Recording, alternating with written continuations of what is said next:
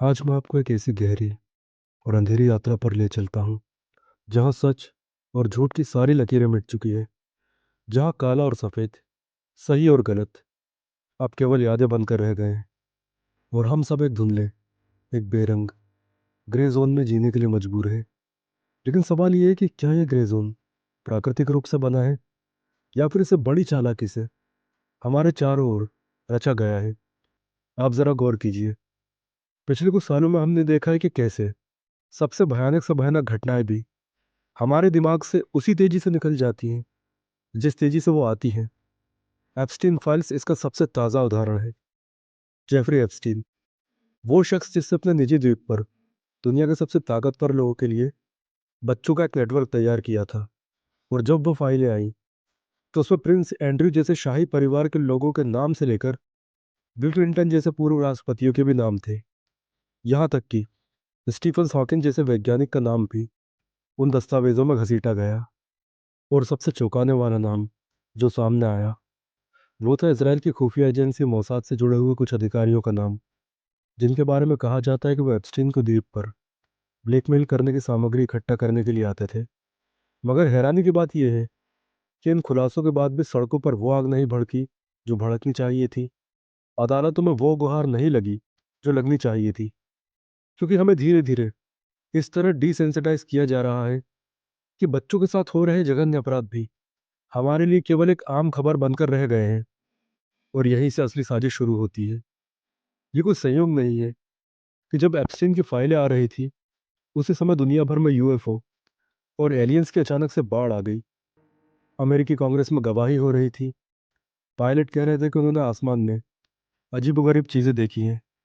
सरकारें खुद मान रही थी कि हाँ, कुछ तो है जिसे हम समझ नहीं पा रहे हैं। मगर आप इसकी टाइमिंग पर गौर कीजिए।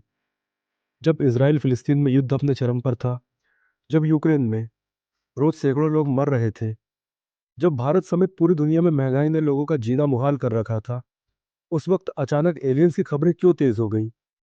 कहीं ऐसा तो नहीं कि ये एक क्लासिक डायवर्जन की तकनीक है, जिसे जब जादूगर अपने एक हाथ से ताली बजाकर आपका ध्यान भटकाता है ताकि वो दूसरे हाथ से अपनी जेब साफ कर सके।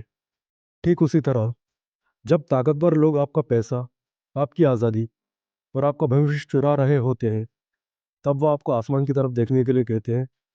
और इसी तरह की एक और बड़ी साजिश है वेटिकन और उससे जुड़े रहस्य। क्या आप जानते हैं कि वेटिकन के पास अपनी खुद की खगोलीय वेधशाला है और उनके पास दुनिया की सबसे बड़ी उल्कापिंडों की लाइब्रेरी भी है?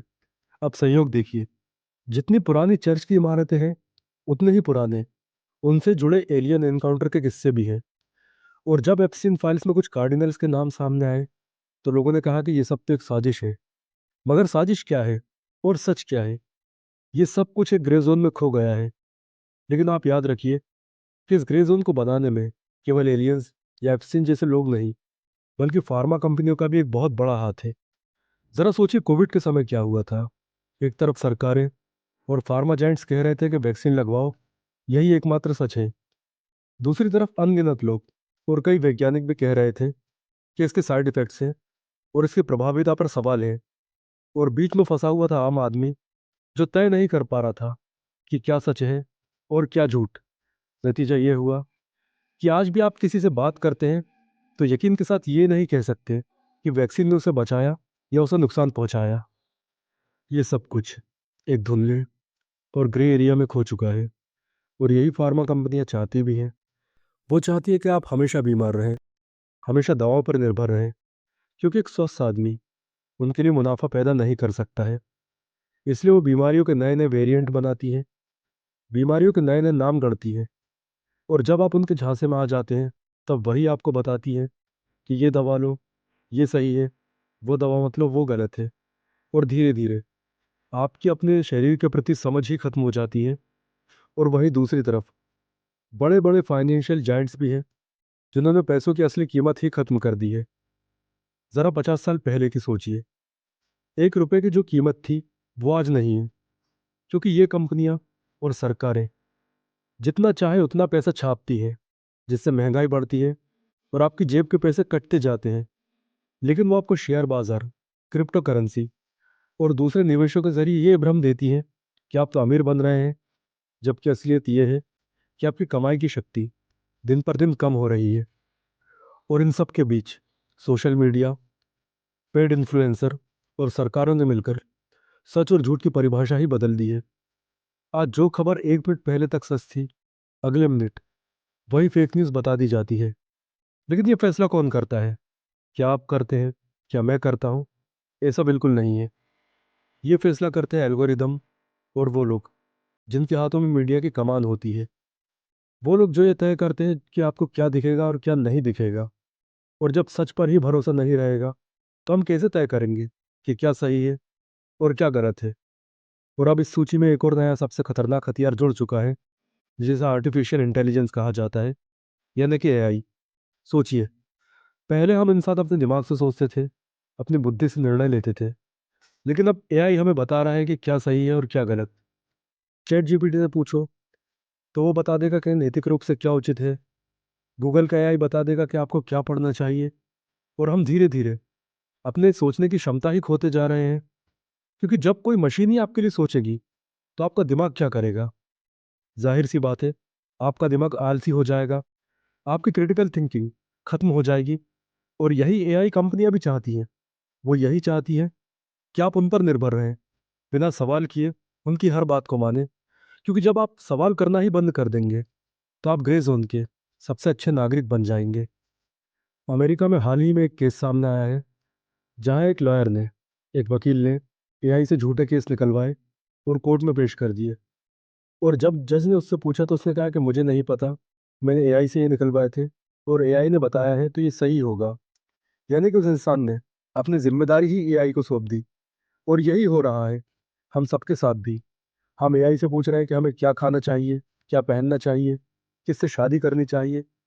और जब हम हर फैसले पर मशीन पर निर्भर रहेंगे, तो क्या हम इंसान रह जाएंगे?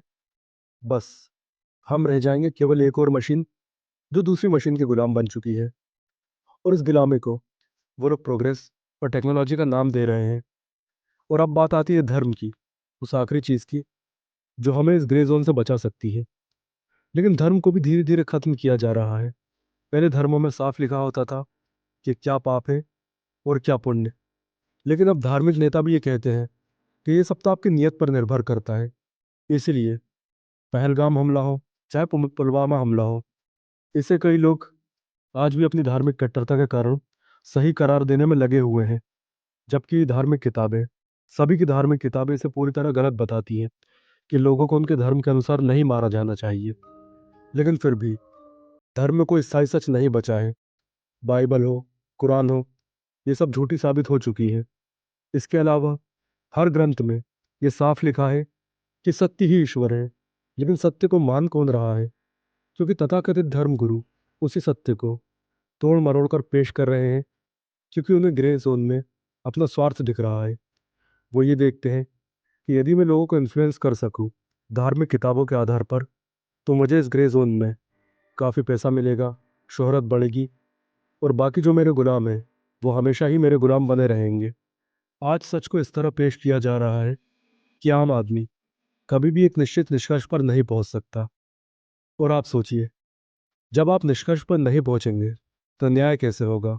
और यही इस ग्रे जोन की सबसे बड़ी सफलता है कि आप सच को ढूंढते ढूंढते थक जाएं और अंत में यह मान लें कि शायद कोई सच है ही नहीं, ये शायद सब कुछ झूठ है, या फिर शायद हर किसी का अपना अपना सच है। लेकिन दोस्तों, अगर ऐसा है तो फिर नैतिकता का भी कोई आधार नहीं बचेगा। अगर हर किसी का अपना सच है, तो हिटलर का भी अपना सच होगा, मोहम्मद का भी अपना सच होगा, ईसा का भी अपना सच होगा, और गांधी का भी अपना सच होगा। और जब ऐसा होगा, तो हर जुल्म, हर अत्याचार, हर अपराध को किसी न किसी नज़रिए से सही ठहराया जा सकेगा। और यही वो दुनिया है जो ताकतवर लोग बनाना चाहते हैं। एक ऐसी दुनिया जहाँ कोई बुराई नहीं है, क्योंकि बुराई की कोई परिभाषा ही नहीं है। एक ऐसी दुनिया जहाँ कोई भ्रष्टाचार भी नहीं है, क्योंकि भ्रष्टाचार को अरेंजमेंट या व्यवस्था का हिस्सा मान लिया गया है। एक ऐसी दुनिया जहाँ बच्चों के साथ दुर्व्यवहार किया जाना केवल एक विकल्प की तरह लिया जाता है। ये केवल एक पसंद है, केवल एक लाइफस्टाइल है। और इस दुनिया में सबसे बड़ा अपराध यही होगा कि आप सच बोलते हैं, सच पर अड़े रहते हैं और सच के लिए लड़ते हैं। क्योंकि सच ही वो चीज़ है जो इस ग्रे जोन को तोड़ सकती है सच ही वो चीज़ है जो इस धुंध को साफ कर सकती है। इसलिए वो लोग जो इस ग्रे जोन के मालिक हैं, वो सच को हमेशा दबाते चले आए हैं। वे सच बोलने वाले को बदनाम करते हैं, उन्हें पागल घोषित करते हैं, उन्हें षड्यंत्रकारी कहते हैं, ताकि कोई भी उनकी तरफ ध्यान न दे। लेकिन सच बात तो ये है कि इतिहास में जितने भी बड़े बदलाव आए हैं, वो उन्हीं लोगों की वजह से आए हैं, जिन्होंने इस ग्रे जोन के खिलाफ अपनी आवाज़ बुलंद की है, जिन्होंने काले को काला और सफ़ेद को सफ़ेद की तरह देखा है। और आज भी हमारे पास यही विकल्प है, या तो हम इस ग्रे जोन में हमेशा के लिए खो जाएं और बहते रहें, या फिर हम अपनी आंखें खोलें, अपने दिमाग का इस्तेमाल करें और खुद तय करें कि हमारे लिए क्या सही है और क्या गलत। और ये तभी संभव हो पाएगा जब हम हर चीज़ पर सवाल करें, हर चीज़ को बिना माने, बिना किसी लाग लपेट के और बिना किसी डर के। क्योंकि जैसे ही आप डरेंगे, आप इस ग्रे जोन के शिकार हो जाएंगे। और जैसे ही आप कहेंगे कि चलो जो भी हो रहा है वो सही है, आप खुद इस ग्रे जोन का हिस्सा बन जाएंगे। और फिर वो दिन दूर नहीं होगा जब एप्स्टीन जैसे लोग इतिहास के हीरो बन जाएंगे, एलियंस हमारे पड़ोसी बन जाएंगे, एआई हमारे लिए भगवान बन जाएगा, और हम खुद ही नहीं जान पाएंगे कि हम क्या है, कहाँ है और हमें कहाँ जाना है। तो दोस्तों, आज मैं आपसे बस यही कहूँगा कि आप इस ग्रे जोन को पहचानिए, इसे समझिए और इससे बाहर निकलिए। क्योंकि सच अभी भी मौजूद है, बस वो थोड़ा धुंधला ज़रूर हो गया है। लेकिन अगर आप ध्यान से देखेंगे तो उसकी लकीरें अब भी साफ साफ नज़र आती हैं। बस ज़रूरत है उन लकीरों को पहचानने की, उन पर यकीन करने की और उन पर चलने की। क्योंकि आखिरकार ये दुनिया आपकी भी है, मेरी भी है और हम सबकी है। और इस पर कुछ ताकतवर लोगों को हावी होने देना, इसे ग्रह होने देना, ये हमारे लिए और मानवता के लिए सबसे बड़ा अपराध होगा।